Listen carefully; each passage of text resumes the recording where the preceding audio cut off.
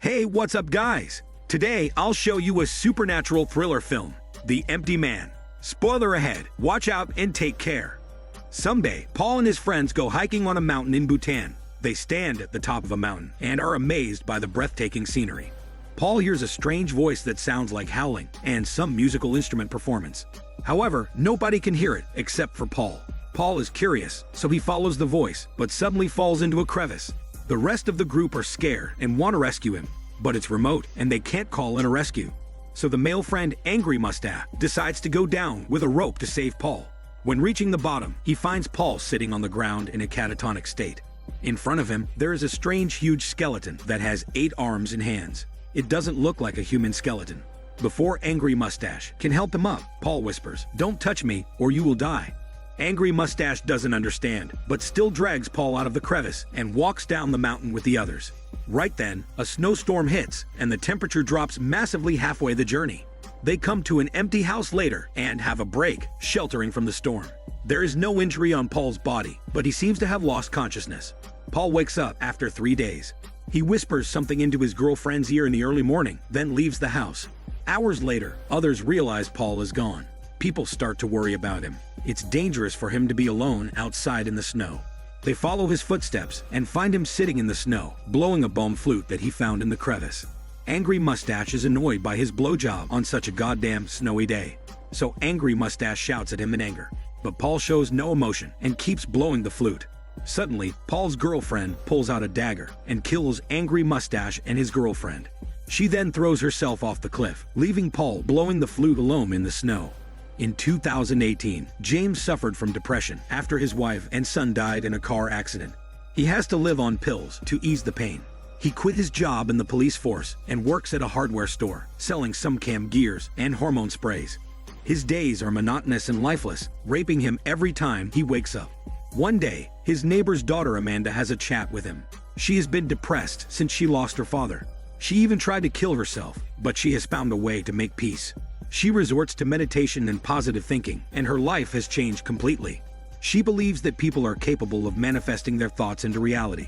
James doesn't understand or believe what she is saying. The next morning, a call wakes James up. It is his neighbor. Her daughter came home yesterday, but went missing this morning. There is a message written in blood on the bathroom mirror, saying, "The empty man made me do it." The neighbor thinks her daughter must have been kidnapped, so she calls the police. However, the police don't want to take that shit, but rather, they suppose Amanda is just a teenager who's just blown away by her hormones. Knowing that she can't count on the police, she reaches out to James, the former police officer. James was a parent and understands his neighbor's concern, so he agrees to help her. After the search, James finds a leaflet about the Pontifex Institute in Amanda's diary. On the back of the leaflet, the word tulpa is written. James doesn't know what it means. With what Amanda told him yesterday, James thinks she might have joined the institute. He asks his neighbor to list Amanda's close friends and starts the investigation from there. If she planned to run away from home, her friends must know something. James asks Amanda's closest friend if she knows where Amanda is and when she last saw her.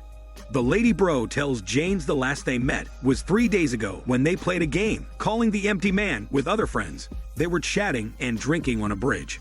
Amanda told her that if they found an empty bottle on the bridge and blow into it, strange things would happen in the coming days. On the first day, they would hear the empty man and couldn't stop thinking about him. On the second day, they would see him approaching. And on the third day, the empty man would find them and take them to another world, which means he would kill them and take their souls. Right then, Amanda picked up a bottle and tempted them to blow into it. Out of curiosity and unwilling to lose the blow game, all the kids took turns blowing into it. They thought it was a stupid story, but when they finished, a dark figure appeared on the bridge with a strange sound. Every time when the girl recalls this, she finds it creepy. After that night, they all disappear, just like Amanda. James thinks the empty man might be related to the cult Amanda mentioned before. He suspects they kidnap kids in the name of an evil god. James drives to the bridge where they played the game to see if he can find any clues. He finds the empty bottle and picks it up. He also wants to test how excellent his blowjob is and then blows into it. Suddenly, the world has gone quiet. He hears something approaching. He turns around, but sees nothing. Before he leaves, he sees a manhole uncovered. He climbs down and finds the hanged bodies of the rest of Amanda's friends. Besides them, there is the same message written in blood. The empty man made me do it, the same as is found in Amanda's house. When he reports it to the police, the whole town is shocked. Later, the lady bro is found dead in her bathroom. It looks like she had delusions before she stabbed herself to death with a pair of scissors. She left exactly the same message written in blood on the floor. The empty man made me do it. The police begin to take this case seriously. James doesn't stop the investigation. He worries that something might happen to his neighbor. He searches online for the address of the Pontifex Institute and the meeting of Tulpa. It is a cult that encourages people to sacrifice themselves and enter a new world through meditation. Later that night, he wakes up and hears some footsteps in his house. He also sees somebody wandering outside the door. He opens the door, but nobody is there. The next day, James goes to the institute hoping to find out Amanda's whereabouts, but he doesn't get any useful information from the receptionist. He briskly fills the form the receptionist gave him, then goes into the church, where the cult leader is giving a lecture about the cult and their god, the empty man. After the lecture, James asks the leader if he saw Amanda. The leader doesn't answer him directly. He invites James to walk around the institute. James sees a lot of bulb believers sitting in meditation. Later, he meets a believer who tells him that Amanda is still alive, but she is not there. Amanda has been promoted because she has great potential, and she might have been taken to a camp in the woods. Using the address the believer gives him, James finds the camp and some documents and preaching videos about this cult. It turns out, for hundreds of years, the cult members have been helping the ancient evil spirit possess the human body so that they can get asylum and blessings from him. Just when James is leaving with the documents and videos, he hears some noises outside. James walks out of the house and sees a fire over the lake. He approaches near cautiously and sees the cult performing a ritual. They spot him and pursue him. James runs back to the car and escapes in a hurry. When James hands over the evidence to a police officer, he is disinterested. Instead, he blames James for entering the cult's private realm. Now, James understands that he can only rely on himself. The police won't help him solve the case. James goes to his store and grabs some weapons. Later, he goes to his neighbor and tells her that Amanda has joined a cult. It's better for her to leave the house and stay somewhere safe for a few days. James slips into the cult's library, where he's astonished to find lots of information about himself, including his date of birth, work experience, a birthday coupon he used in a restaurant, and even prescriptions from the hospital.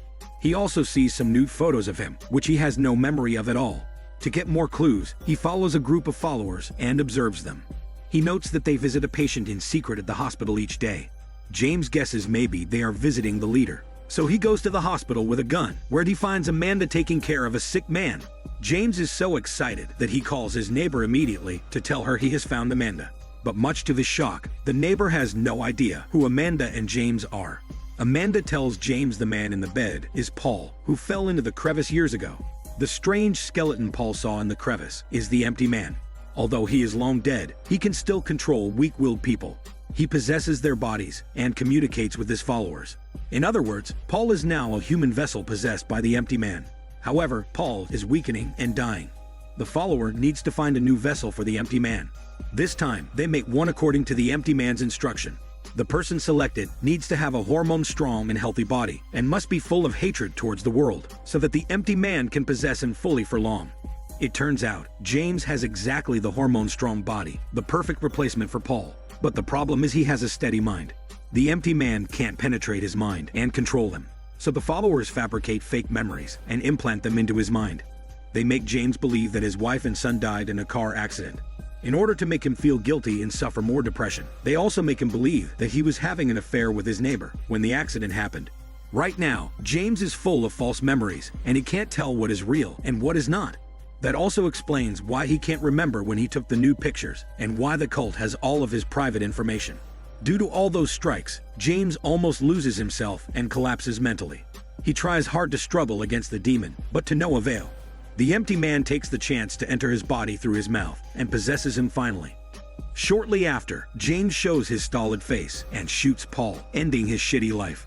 The followers all bow to James, who is now the new empty man. This is Daniel CC Movie Channel. Stay safe and enjoy your day.